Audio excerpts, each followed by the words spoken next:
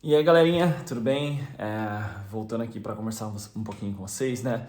Eu tô aí numa série de vídeos um pouquinho do que é diferente, né? Agora tendo uma outra escola como visão também, percebendo um pouquinho das diferenças do ensino e da educação no Brasil e da educação aqui na Alemanha. E uma coisa que eu, né, busquei fazer também, até para trazer um pouquinho mais desse conhecimento para vocês aqui, já que se diz muito, né, que a China é o melhor lugar para a educação básica. Eu falei, por curiosidade, né, já que a gente está nesse mundo tecnológico hoje e todas as possibilidades de vídeos na internet, YouTube e tudo mais, eu pesquisei e consegui encontrar bastante vídeos, né, de alunos que estão lá na China, mostrando o dia a dia na escola, o que eles fazem. E aí, com isso, eu comecei, né, tipo, a fazer meio que uma comparação. Isso não sou eu que estou falando, isso são os dados que mostram, né, Brasil, Alemanha e China. Aí meio que uma escala de três comparações, né, do que é bom, o que não é bom, qual o melhor ensino e tudo mais. Eu já, né, numa discussão com amigos aqui, mas qual é o viés da pesquisa e tudo mais. Não vou entrar em detalhes, né, porque eu acho que também aí sempre tem, né, questão, mas a escola é mais voltada para o social, a escola é mais voltada para a empresa, a escola, enfim, os dados estão aí, né? As estatísticas estão aí, mostram que a China é, sem dúvida, o país onde se tem o maior desenvolvimento da educação, os melhores índices de matemática, línguas, enfim. E aí a gente segue, né, Alemanha e Brasil nessa sequência aí dos três países, um que eu estou lecionando hoje, então onde eu vim, o Brasil e a China, que é só o efeito de comparação. Sem entrar nesses detalhes, né, e não prolongando muito o vídeo aqui, é, eu começo a entender o porquê que o nosso sistema, infelizmente, né, não é um sistema onde a gente pode ficar, vamos dizer assim, orgulhoso de falar dele. Eu acho que primeiro, com certeza, passa por uma questão de valorização do professor, né? Nem tanto a valorização financeira, sem dúvida nenhuma, isso não podemos discutir, né? O salário que nós professores aqui na Alemanha temos, ele é comparado aos salários mais altos de todas as classes, só fica longe de médico, mas engenheiro, que mais? Advogado, né? Às vezes empresários. Eu conheci já nesses 2 anos, né, na outra escola e agora nessa escola também, pessoas que tiveram as suas próprias empresas e simplesmente desistiram da empresa pela dificuldade financeira ou dificuldade de trabalhar com gente, burocracia das leis alemãs, e foram, né, acabaram virando professor, primeiro porque eles gostam, porque, né, aqui não tem só, vou ser professor porque é o que me sobra, não, mas eles dizem simplesmente pelo motivo de poder ir trabalhar, acabar o horário de trabalho e ir para casa sem ter que se preocupar com declaração de imposto e fazer fichas de funcionário. Também aqui, né, a gente tem pano para manga aí para discussão, mas isso me colocou sempre essa pulguinha atrás da orelha, né, porque eu sempre fui alguém que quis empreender e tentar fazer alguma coisa para capitais próprios e aqui a gente é muito, né, até eu não sei se isso é de propósito, né? Uma burocracia, dificuldade, às vezes numa pequena empresa. Enfim, né? E os professores, claro, vão virar professores por conta do salário também, os empresários ou pessoas que trabalham na indústria, por causa do salário, tem uma questão de férias, né? Na Alemanha, todo mundo faz piada com o número de férias, dias de férias no ano que um professor tem, porque aqui as férias elas são um pouquinho maiores que os outros trabalhos, né? A gente não tem 30 dias, a gente tem 60 dias no ano, são fixas, enfim, prós e contras. Então é claro que passa por uma valorização financeira, mas sem dúvida nenhuma por uma valorização profissional, né? O professor aqui, ele tem o status ainda, né, de senhor, né? Tipo, eu não sou chamado na escola pelo meu nome, eu sou chamado por senhor, né, e meu sobrenome, ou as professoras senhora e o sobrenome, ou Mister, ou Miss, em inglês. Então, queira ou não, isso é um detalhe, é uma coisa mínima, mas queira ou não, cria um respeito maior pela profissão e acaba, né, que as pessoas valorizam um pouquinho mais isso. É claro que tudo que eu vou falar aqui pode ser muito detalhe para algumas pessoas, né, e algumas pessoas podem considerar isso como desnecessário, mas, de novo, é a minha visão, é o que eu percebo, né, e é o que eu vejo, assim, nitidamente acontecendo na escola. Outra coisa é o ambiente escolar, né? Como se desenvolve. Eu tenho muitos vídeos aqui falando para vocês, né, que eu tenho que fazer várias tarefas, que é supervisionar os alunos, tenho que fazer algumas atividades extracurriculares com eles, a escola de portas abertas, onde a gente recebe a comunidade para ver a escola, os professores têm que participar. Os professores, vou falar que tem, porque realmente é isso, né? No Brasil, muitas atividades, principalmente no ensino médio, os professores não tinham que participar, era pedido, mas muitos professores, né, faziam o corpo mole ou tentava correr dessas atividades, festa junina, festa final de ano, enfim, né? Eu sempre via pouquíssima participação dos professores e aqui o professor ele é ativo na comunidade escolar. Até por um fator também, de novo, de que o professor ele é contratado por 40 horas semanais, né? Então a gente não tem que ficar pulando de uma escola para outra.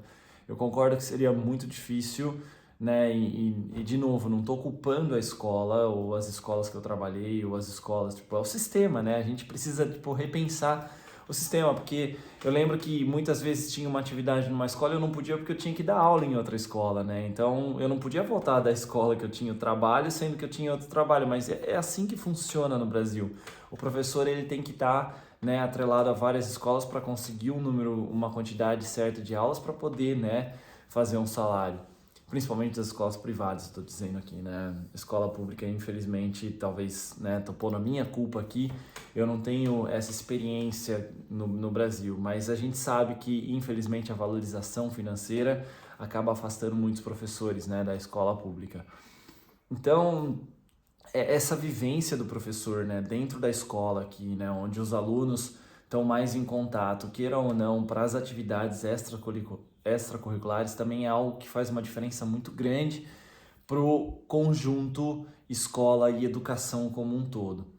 Uma outra questão, e aí eu acho que diretamente no ensino dos alunos, porque se eu for pensar em conteúdo matemática, ou conteúdo de física, conteúdo de biologia, é o mesmo, né? Então, quando o aluno ele sai da escola no final do processo aí no Brasil, quando o aluno sai no final do processo aqui na Alemanha, eu posso até considerar que eles saibam as mesmas coisas.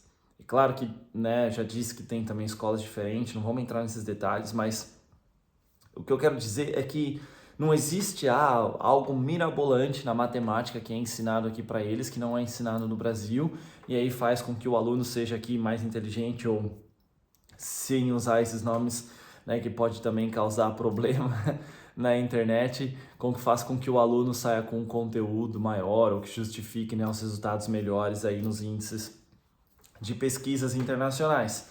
O conteúdo é o mesmo, a diferença, né, principal, eu acho, no aluno, diretamente no aluno, tá no que ele faz na escola, né? Aqui tem muitos e muitos projetos e também, vamos lá, um exemplo, né? Eles têm aula ainda, né? Acho que no Brasil eu escuto muito falar, tinha aula de cívico, não sei o que tem. Eles têm essas aulas aqui, né? Eles têm que aprender sobre as leis alemãs, eles têm aula de relacionamento interno, eles têm aula hoje eu acho que isso, né, é fundamental para as escolas, mídias digitais, eles têm aula, bastante escola oferece aula de finanças para os alunos, né? Principalmente porque aqui na Alemanha a questão de imposto é algo muito complicado e eles, né, são um pouquinho já incentivados a aprender como declarar o imposto de renda e tudo mais. Que mais? Clubes de matemática, clube de robótica, clube disso, clube daquilo, teatro, música é obrigatório para os alunos aqui, artes é obrigatório para os alunos aqui até o ensino médio, até o último ano do ensino médio, música também. Então, teatro, né, também.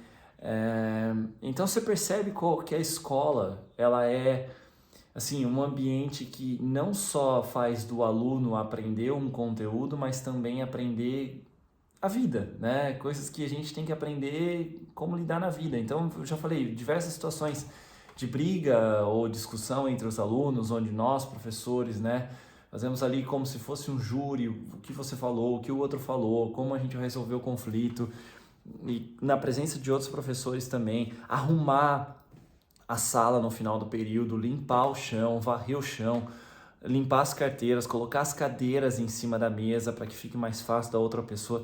Então, é todo um conjunto de fatores que fazem com que a escola aqui na Alemanha, né, e a minha experiência mostre como ela é assim um pouquinho mais encorpada com relação ao Brasil.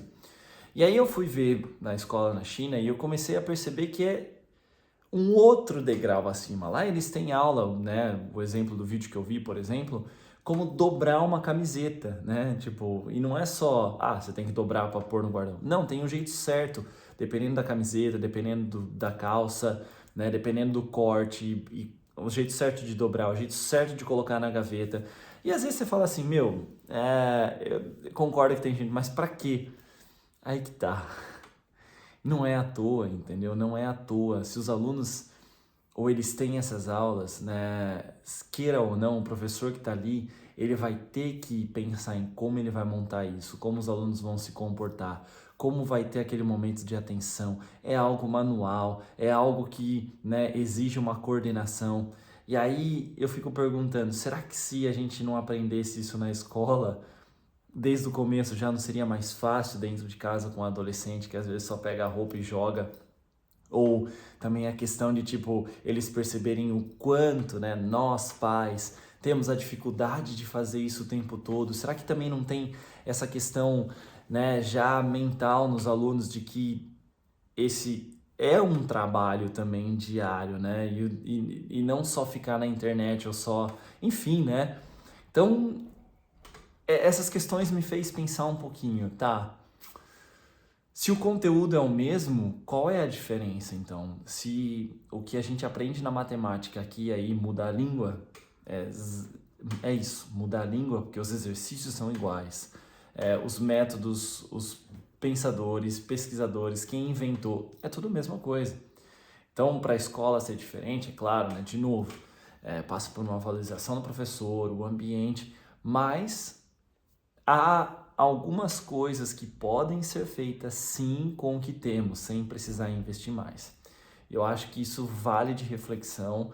Hoje a internet está aí para todo mundo, né? Acho que o YouTube a gente pode ver vídeo de todos os lugares, né? Eu tenho a oportunidade hoje de dividir com pessoas, com o Brasil, né? Na língua portuguesa, o que eu vejo aqui na Alemanha.